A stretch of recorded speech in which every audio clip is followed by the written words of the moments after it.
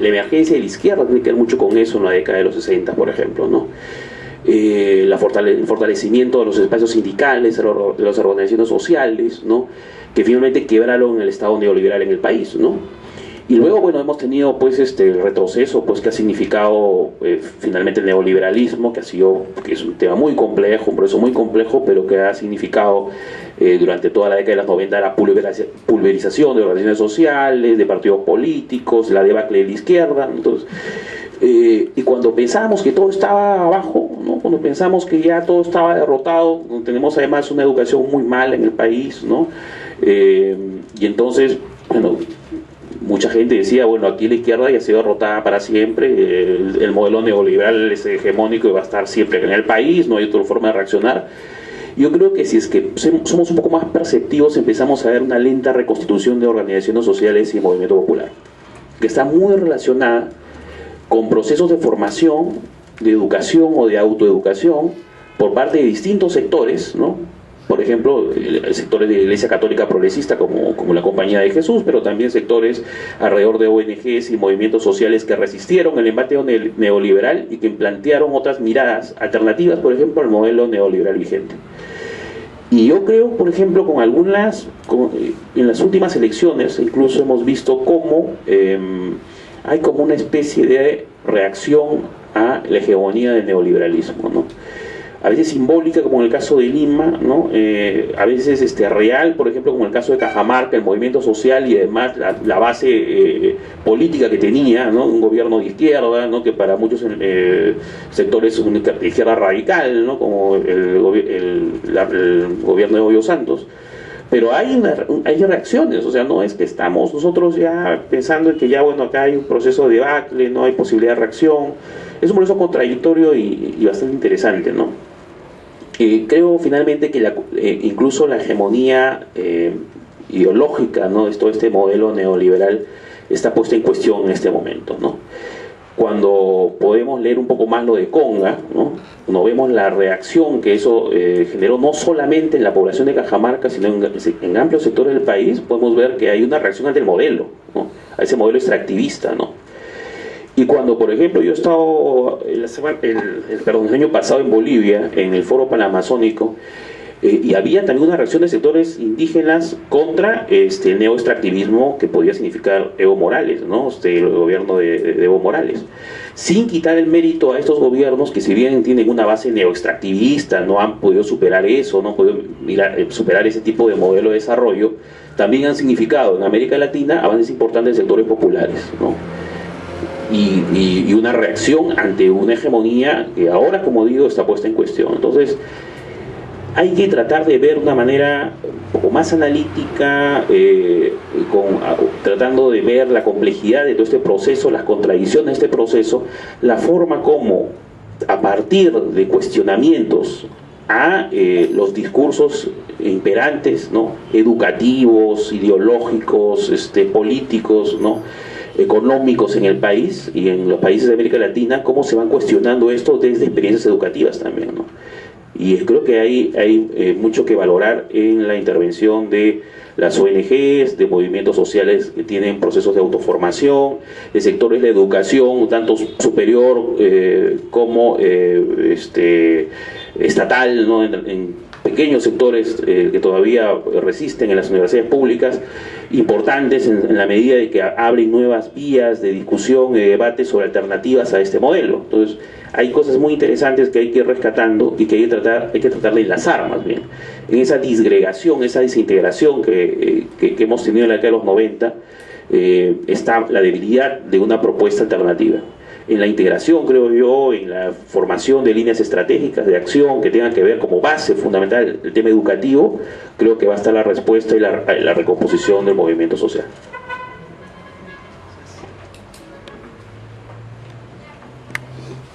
Sí, yo quería hacer un comentario muy chiquitito sobre los desafíos, pero también la oportunidad fecunda que nos brinda la formación ciudadana, incluso y sobre todo en la escuela, ¿no? Yo soy maestra y pienso mucho siempre cuando hablamos de formación ciudadana en las posibilidades y en los desafíos de la formación ciudadana en la escuela. Y creo que uno de esos desafíos va por el lado, y también como posibilidad va por el lado que señalaba Nélida, ¿no? Que es este asunto de promover un pensamiento crítico, constructivo, de determinados saberes, afirmaciones que se consideran universales y que se naturalizan y que funcionan como grandes moles aplastantes, como certezas que describen la realidad y los futuros que supuestamente tenemos que continuar, ¿no? Creo que ese es uno de los aportes más importantes desde mi perspectiva de formación, de la formación ciudadana, de mirar la realidad desde otras perspectivas y pensar la realidad desde otras perspectivas, ¿no?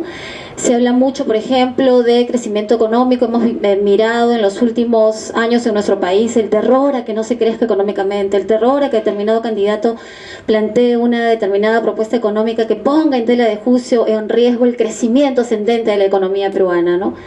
Bueno, y hemos asumido eso como una verdad absoluta del buen desarrollo de la economía. Bueno, pero ¿qué nos está llevando ese crecimiento económico finalmente, ¿no? O sea, ¿cómo es que tenemos que ir rompiendo con estas naturalizaciones que finalmente lo que hacen es reproducir e impedir el cambio, ¿no? Reproducir el sistema e impedir los cambios.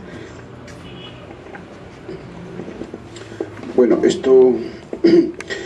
el tema es muy complejo, como se ha dicho, pero también tenemos que constatar que hay muchas debilidades, ¿no? Ya hemos coincidido mucho en este tema de que no hay institucionalidad política, ¿no? Las institucionalidades sociales se han debilitado bastante y también todavía siguen estrategias de polarización, ¿no? Muchas. Yo tuve la oportunidad, por ejemplo, de estar en la tierra de glorioso Horacio Ceballos, ¿no? Que está en Moquegua. Ahí hay bastante producción de orégano, por ejemplo, pero la planta de orégano no funciona. Paradójico, ¿no? O sea, produce bastante orégano, pero no, la planta de orégano no funciona, ¿no? Y no funciona por diferentes factores, ¿no? Recursos humanos, atención, inserción al mercado, etcétera, etcétera. ¿A quién responsabilizamos de eso? ¿No? Hay un problema de qué tipo, ¿ya? De gestión, de transparencia. Por otro lado, me vengo ya a lo último que hemos vivido el 17 de marzo, la revocatoria, ¿no? Como ejercicio democrático, como derecho constitucional, como ejercicio ciudadano, ¿no? Se dio. Sus promotores, muchos han sido cuestionados, ¿no? Pero bueno, esa fue la realidad. Es tan complejo nuestra realidad, ¿no? No hay consideraciones válidas como para una revocatoria. Sin embargo, el resultado nos dieron, bueno, se van una cantidad de regidores, ¿no? Se queda la alcaldesa y se van 2 regidores, entre comillas, castigados por la ciudadanía, que tienen relación con los autores, ¿no? de la revocatoria, quien se negaba en un momento, etc. O sea, eso de la viveza, de la criollada, como dice Facundo, que hablaba de la pendejada, ¿no? También está presente, ¿no? ¿Cómo enfrentar eso? O el rol de los medios, ¿no?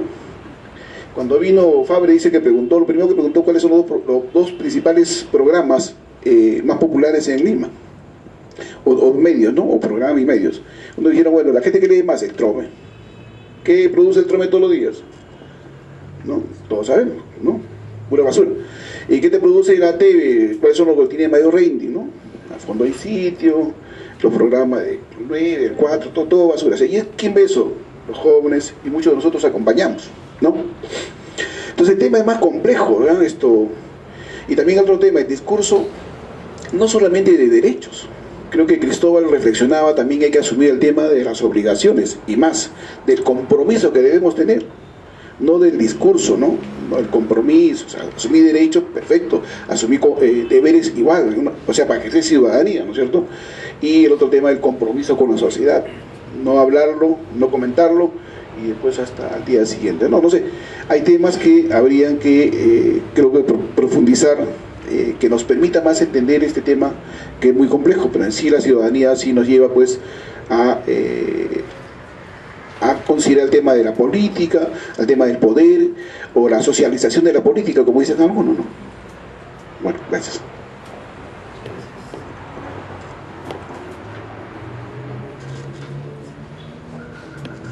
Gracias. Bueno, en realidad muy interesante los comentarios y las exposiciones, por supuesto.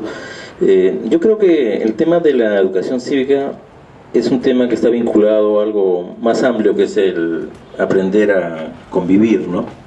Que es algo que está en cuestión hoy en día en nuestro país y en el mundo entero. Hay una crisis de la convivencia humana, producto del capitalismo, producto de la globalización, de lo que queramos, pero es una crisis que es mundial. Y la respuesta a eso es muy compleja, y generalmente los intentos que se vienen haciendo son parciales, ¿no? Un gran esfuerzo es el que se hace desde la educación popular, pero hay otros espacios de la sociedad que, más allá de los movimientos sociales, que también deben ser motivo de esfuerzo de ese tipo. El tema de qué hacemos con el mercado, ¿no? O sea, el mercado existe, no lo vamos a eliminar, ¿no es verdad? De qué manera a los actores del mercado los podemos también educar, ¿no? Para que puedan tener acercarnos a lo que es la economía solidaria. La gente del Estado, los políticos, ¿no? La gente que es corrupta viene desde la familia. Entonces, a lo que voy es que necesitamos un esfuerzo mucho más amplio y articulado, y cubriendo nuevos campos que generalmente, por decirlo así, desde el progresismo, desde la izquierda no hemos contemplado. Y una pista para ese esfuerzo creo que es el concepto de sociedad educadora, de que no podemos solamente pensar o que es la escuela o que es la familia, o si se quiere el sindicato o el partido el que debe generar valores, o la universidad, ¿no? Generar valor y consolidar la formación de las personas. Creo que hay que ocupar otros espacios, ¿no? En los medios de comunicación, que son hoy en día los grandes educadores de la población, ¿no? Los niños pasan más horas viendo televisión o jugando que con sus padres, ¿no? Porque trabajan. Bueno, en fin, creo que la idea de una sociedad educadora en la que podamos comprometernos todos es una pista a trabajar, ¿no? Para que los esfuerzos que hagamos no terminen siendo parciales y en cierta medida infructuosos. Yo la verdad que quiero reaccionar ante una expresión cuando se dice: aquí se ha educado mucho en derechos. Yo creo que lo mejor que hemos podido realmente, o lo que se puede hacer, es educar en derechos, porque partimos de un determinado contexto de sociedades que han estado en realidad vaciadas en sus derechos. Pero creo que indudablemente cuando estamos hablando del derecho, y siempre los especialistas, los derechólogos, es que el derecho tiene su otra cara. No hay derecho si no hay responsabilidad. Entonces creo que ese enfoque, ¿no? del derecho como responsabilidad de un Estado garante de los derechos, pero también de una ciudadanía activa, ¿no? que participa constructivamente en la construcción de estos espacios públicos y en la construcción y en la forja también de sus derechos, es fundamental, ¿no? Creo que eso no podemos en realidad olvidar. Los países europeos, bueno, ahora que están en realidad en una gran crisis, han sido grandes garantes de derechos de sus poblaciones. Y indudablemente somos nosotros, los países de América Latina, los africanos, ¿no? los que en realidad nos han indicado que en realidad no hay que pensar mucho en esa perspectiva, sino hay que achicar los estados. Estos estados en realidad tienen que contribuir a derechos muy básicos, ¿no? Cuando al contrario, requerimos vivir en sociedades con una ciudadanía activa, pero con un Estado indudablemente garante de los derechos. Y últimamente, y coincido con todas las expresiones, ¿no?, que han señalado aquí de la importancia de lo que es el derecho a la educación a lo largo de la vida, ¿no?, y no solamente visto desde el ámbito de la escuela, que es fundamental, sino también desde la sociedad, desde diversos espacios, desde la sociedad educadora, y estos ámbitos, como decía el compañero, esos ámbitos de la formación, ¿no es así?, que tiene que ver con el desarrollo personal, con el desarrollo de la autoestima, de las identidades múltiples que tienen, ¿no?, los ciudadanos, también estos procesos de individuación, estos procesos también formativos en el ámbito de lo social, en el ámbito del ejercicio de las políticas públicas, de la participación en lo público, de la participación en lo organizativo y el movimiento social. Entonces, son indudablemente, ¿no?, un conjunto de perspectivas que tienen que estar muy presentes y dialogantes en la educación para la construcción de una ciudadanía plena, ¿no? Bien, podemos quedarnos toda la noche, vamos a ir cerrando un poco aquí. En primer lugar, pido disculpas por la tardanza, he molestado llegando tarde. No creo tener el derecho de, más bien, dar una experiencia que he visto desde mi tierra.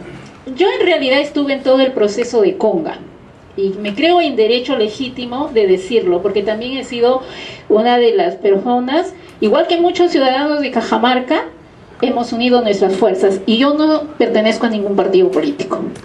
Para mí la ciudadanía, y como lo vi desde allá, en realidad viene un enfoque bien interesante lo que sucedió en Cajamarca. No fue Gregorio Santos el que movilizó Cajamarca.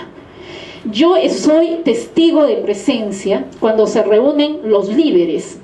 Y soy testigo de presencia que en un momento determinado los líderes que encabezaban partidos comenzaron a titubear.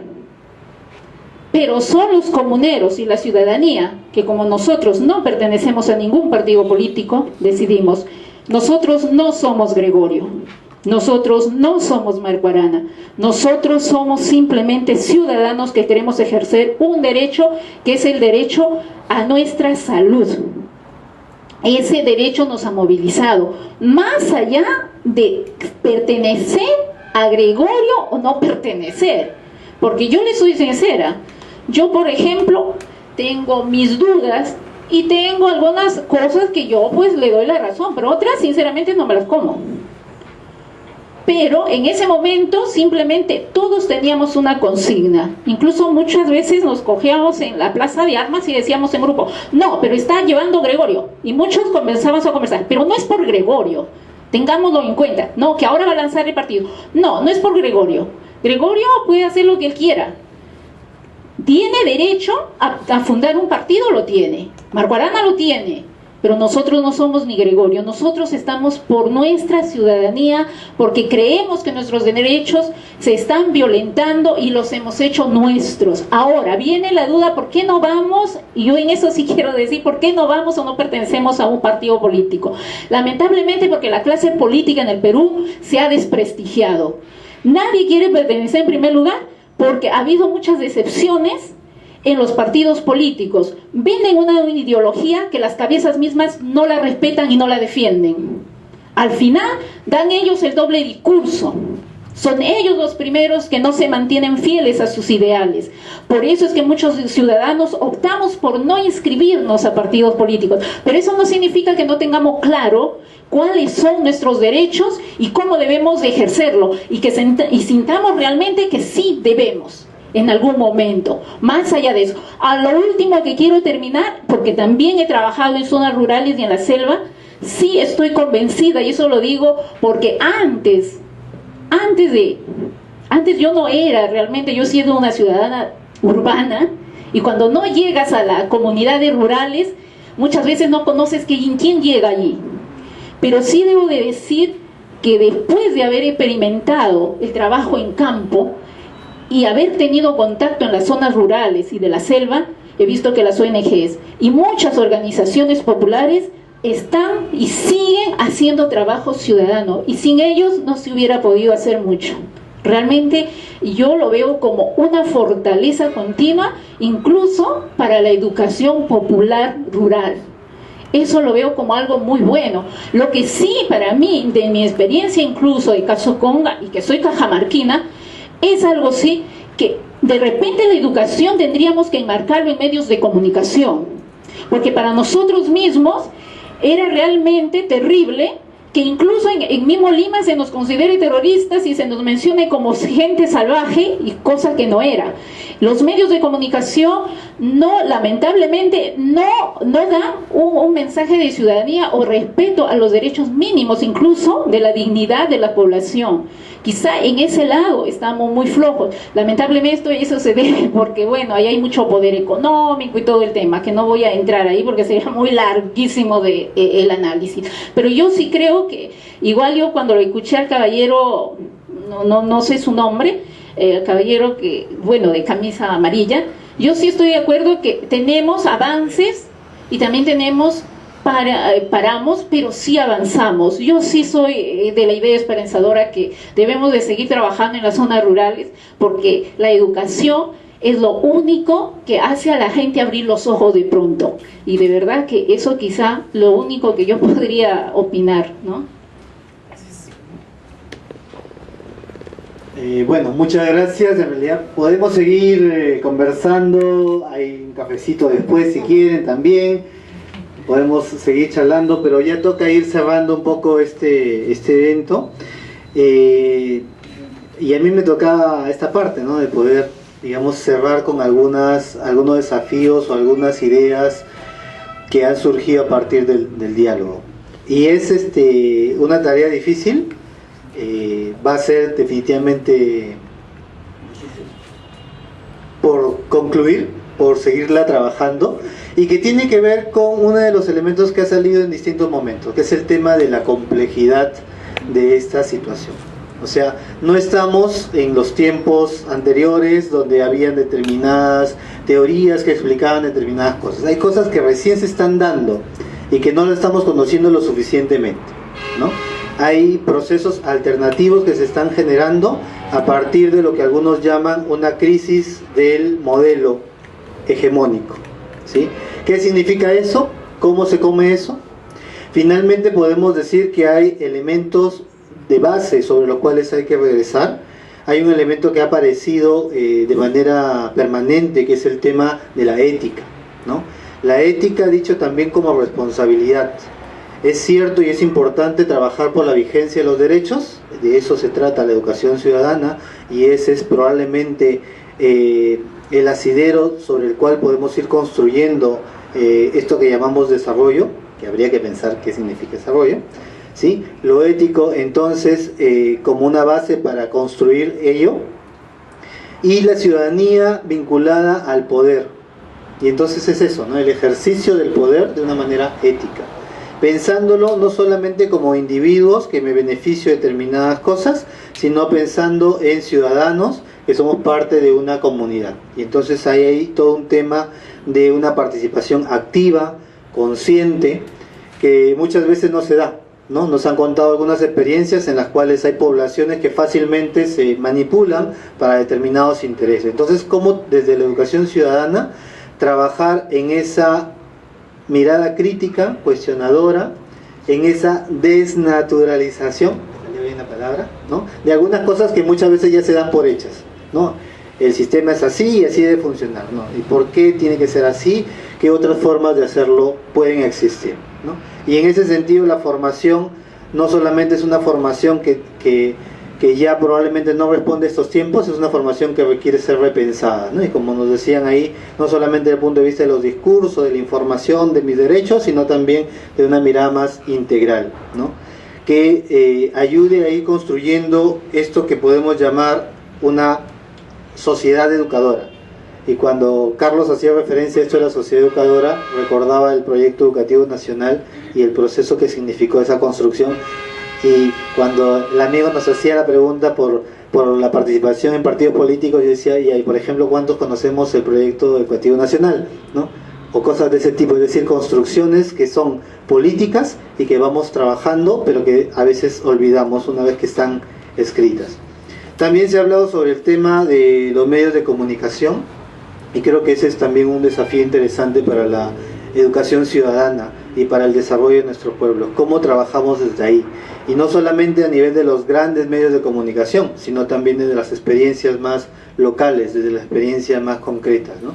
Desde la escuela, no la escuela para el desarrollo, sino las escuelas que hay en cada uno de estos lugares donde tenemos poblaciones que aún muchas veces no son conscientes de sus derechos y tampoco de sus deberes, ¿sí? Queda largo todavía por conversar. Eso no termina aquí. Además de cafecito, luego hay un espacio virtual que vamos a crear. Ustedes han llenado una ficha al llegar de asistencia. La idea es que luego les llegará una invitación para participar de este foro a nivel virtual.